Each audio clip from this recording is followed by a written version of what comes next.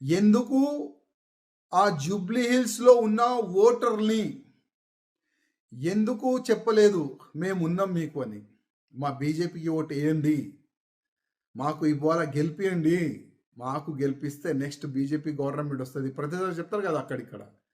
Best BJP government వస్తది. BJP government వస్తది. నాకైతే ఇంకా 50 సంవత్సరాలైతే కనబడతలే బీజేపీ గవర్నమెంట్ వస్తదని. ఈ విధంగా ఎళ్తే ముందు. ఈ ముండితనంతోని ముందుకెళ్తే బీజేపీ గవర్నమెంట్ ఇంకా 50 సంవత్సరాలు కూడా కష్టమే.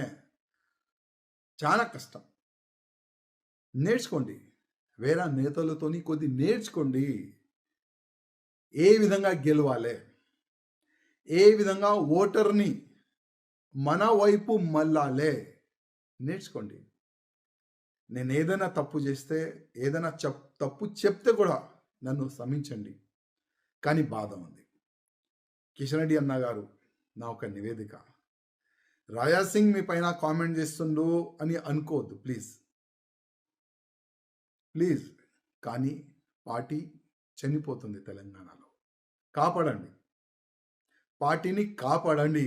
ఇదే నా ఒక్క నివేదిక మా కిషన్ రెడ్డి గారితోని, మా బండి సంజయ్ గారితోని, మా లక్ష్మణ్ గారితోని.